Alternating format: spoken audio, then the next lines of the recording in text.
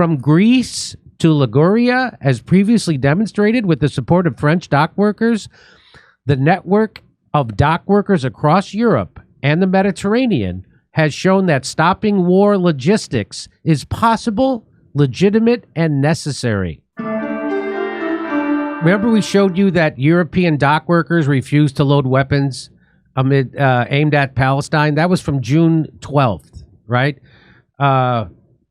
France's CGT dock workers refused to load arms components bound for Israel at the country's largest port. Well, guess who's joining them? Guess who's joining the French? The Italians. So that was from June. This is from right now. This is from August 7th, right? Yeah. It says dock workers in Italy block arms shipment to Israel. I hope they're being deported. They secured a significant win last week in their ongoing resistance to militarization and arms transfers, as shipping operators decided they would not unload military cargo destined for Israel from the vessel Costco shipping Pisces, returning the containers to their point of origin instead. We were informed, I'm a member of Costco. We were informed today that the 3 containers carrying military equipment destined for La Spezia and transported aboard the Costco Pisces will not be unloaded in either Genoa or La Spezia. That sounds like something you can't say anymore. Call somebody a Spezia? Can you call them a Spezia? Watch your mouth. The decision marks a tangible result of union action and the pressure exerted by USB. So unions actually have power in Europe, unlike in the United States. The oligarchs have dwindled the workers' power together. This outcome adds to a growing list of union-led actions across Europe in solidarity with Palestine and against the ongoing genocide in Gaza, where at least 60,000 people have been killed.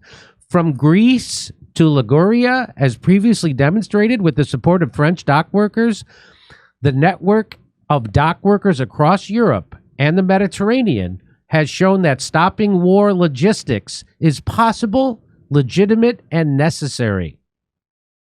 Following an announcement, a planned August 5th strike was called off. However, Genoa dock workers have pledged to continue mobilizing against the arms trade. They have also announced plans for an international assembly on September 26th and 27th, which aims to lay the groundwork for a sector-wide strike. We are not alone. Our struggle unites Marseilles, Paris, Hamburg, Tangier. Trade unionists declared earlier in July. If the war comes through the ports, the response must come from the ports.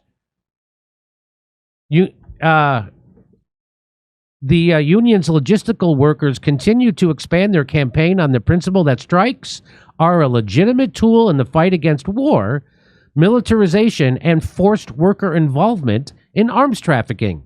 Law 146/1990 speaks clearly. War operations are not essential services, and a strike is legitimate if it serves to defend collective security and constitutional order, the union noted. Stopping arms is not just a political choice, it is a right.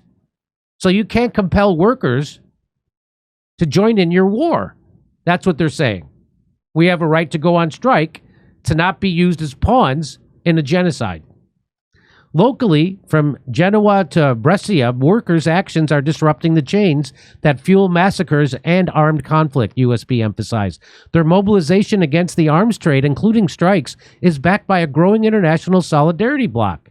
Dock workers in Europe, the Mediterranean, and elsewhere will not become accomplices of the murderous state of Israel and its allies, the United States, NATO, and the European Union. The All Workers Militant Front, called PAME, wrote in a statement in support of the dock workers in Italy. They will not allow ports and infrastructure to become instruments of war for the slaughter of people by the imperialists. And here is a friend of the show, Christian Smalls. He was the guy who founded the Amazon Union on Staten Island, and here's what he's calling out American labor unions. Watch this. Well, first of all, U.S. labor unions in America have been very complicit, if not participating in this genocide. For the last 21 months, U.S. labor unions have been shipping arms to Israel every 15 hours. I've publicly called them out. The longshoremen has blood on their hands, and the AFL-CIO has blood on their hands as well. They have passed 0 resolutions since October 7th, and 500,000 Palestinians are dead because of this. And as a U.S. labor leader and a U.S. tax-paying citizen, the Palestinian movement and liberation and resistance always included trade unions since the first Nakba. So from my journeys around the world and meeting with different trade unions, especially in the Middle East, I met plenty of Palestinian trade union presidents throughout the journey. And I understand that this is not outside the scope of labor. This is a working class issue. And as a labor leader, it is our responsibility to be the shield of the working class. An injury to one is an injury to all, and that doesn't exclude Palestinians. And by the way, Christian Smalls was on the latest flotilla trying to bring aid to Palestine. And of course, Israel intercepted that ship. And then they beat up just one person on that flotilla. It happened to be that guy, Christian Smalls. I wonder why they chose him. They didn't give him the Greta Thunberg treatment of having watched Schindler's List over and over? No. So that's great news. Good job, Italy. Good job, the Italy of dock workers. Fantastic. Come see us on tour in Rutherford, New Jersey, New York, Edmonton, Calgary, Vancouver, Appleton, Wisconsin, Rosemont, Chicago, Louisville, Kentucky, and Fort Wayne, Indiana. Go to jimmydore.com for a link for tickets.